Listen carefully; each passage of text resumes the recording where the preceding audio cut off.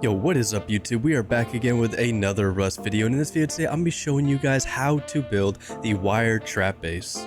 Now what sets this trap base apart from the rest, as you can already tell, it uses wires in an unconventional way, leaving both you and the traps that lie behind it nearly impossible to see. The wires alone will pique the interest of anyone passing by, making them wonder what lies below. And once they find out, they might get a little too comfortable on your front porch, where they can then find out what lies behind the wires. And of course, just like always, it comes complete with a sealable bunker, because you will absolutely upset a lot of people. And if you want to see this trap base in action, you can check that video out. Link to it will be in the description below. But let's get right into the build. Now this base will require 1,648 wood and 9,870 stone. If you decide to turn it into sheet metal in the future, that will require 6,180 metal fragments, which I highly recommend doing so. Now we're going to be starting this build off by just building the bunker alone, and the way you want to do it is wherever you place the first foundation, that will point towards the front of your base. Place one square foundation along with a triangular foundation and two raised foundations. Wall it in exactly as I do. Unlike the original bunker base where we normally turn this into a furnace area, we're just going to go ahead and wall it in. And of course your airlock. Then put the roof in place. And your half walls along with your ceiling. Upgrade everything to stone or metal, whichever direction you're going.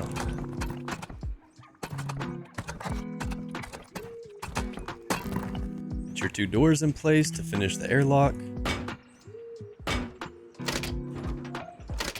Now for your TC, you're going to want to place it in one of the back corners, and that'll give you enough room to also place a workbench and some storage. Most importantly, put a sleeping bag down, because if you do not and you seal up the bunker, you will never get back down here again. Now to do the storage on the top, you want to place a half twig wall, do not upgrade it because we'll be destroying it later, and a triangular floor. From here you can place another triangular floor, upgrade that to stone or metal. That'll give you enough room. Come on, get up there. Come on. Oh my god. And that'll give you enough room to place two large boxes and a small box. Once you have your storage up there done, you want to go ahead and put a wall in place, upgrade that to stone, and destroy the twig wall. If you ever have to seal your bunker, all you want to do is jump up into your airlock, place a half wall, make sure the soft side is pointing in so you can destroy it later, floor, and upgrade to the floor to pretty much the rest of what your base is at. And then if you want to open it up, you spawn in on your bag, break the half wall, and it opens it right up. Now you can live in this base until you have the resources required to build the rest of the trap base. And once you have the rest of the resources required to build the outside of the base, you want to place 3 foundations, just as I do. Go ahead and wall in everything but the front one. Front one, you want to put 3 half walls along with a floor. Go ahead and put half walls on the rest of it to make the rest of the walls level. Put your ceilings in place. And a door frame. Once that's done, upgrade everything to the quality of the rest of your base.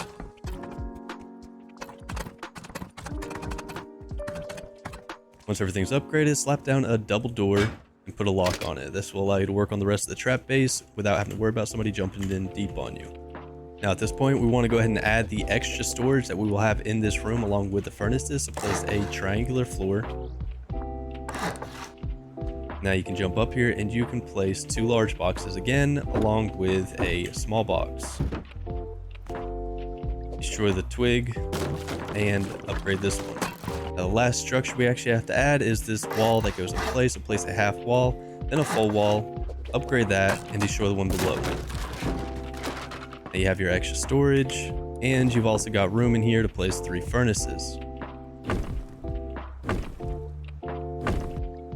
Now this is the area where the sentry turret will be sitting. If you do not want a sentry turret, well, then you can just wall it in and just worry about the shotgun traps. But I highly recommend, if you can get the sentry turret, then to do it, because it will help you out tremendously in the long run. Just place a half wall, and then on top of it, you want to put a triangular floor.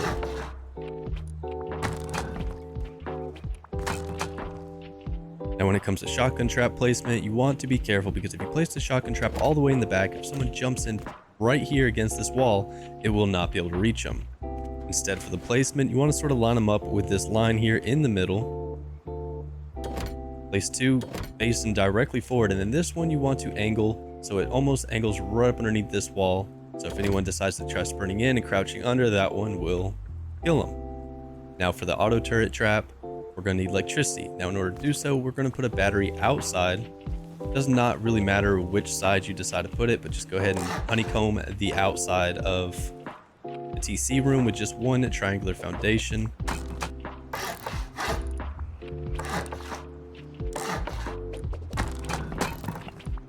And then you're going to need a medium battery. Just place this down. And before you finish honeycombing this in all the way and closing the battery in completely, you're going to need a root combiner, an electrical branch, and of course a wire tool. Place down your root combiner and your electrical branch. Make sure that once you have the wires connected to this and to the battery, you never disconnect the wires, as then you'll never be able to access that battery that's outside again. But take the battery output and connect it to the input of the electrical branch.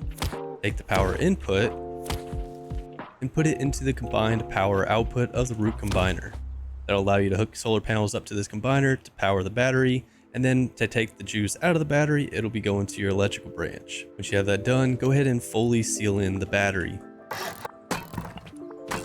Now we want to hook the solar panel up, that way we can charge the battery. Just place the solar panel in the right direction, take the electrical output, and plug it into the root combiner.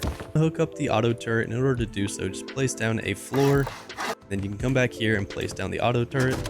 Authorize yourself, put in your gun, your ammunition. Now you're going to want to switch. Now I recommend having a smart switch, as you can control that from your phone, but if not, you can use a normal switch right above your bag. So if you die, you can spawn in, flip that, and it'll turn on the auto turret. Take the power output of the electrical branch and plug it into the input of the switch. Then take the power output of the switch and plug it into the power in of your auto turret. And now you have a fully functional auto turret. But now for the fun part, the electrical wires. Because obviously this is not going to cut it. You can clearly see the sentry turret and the shotgun traps, and we don't want them to be able to do that. Now to actually do the wire part, we do not need any kind of source of power. The only thing you need is an electrical component and the wiring tool. Now the way this will work is essentially anytime you place down an electrical component, you'll have a power input and a power output. When you select the power input, you have 29 meters of electrical wire that you can stretch as far as you want up to that limit. Another thing is, if you do not go past the limit, and as you can see down below, that is how many connections you can actually make. And I'm topped out. Even though I have length in my wire, I cannot place any more because that was the max connections.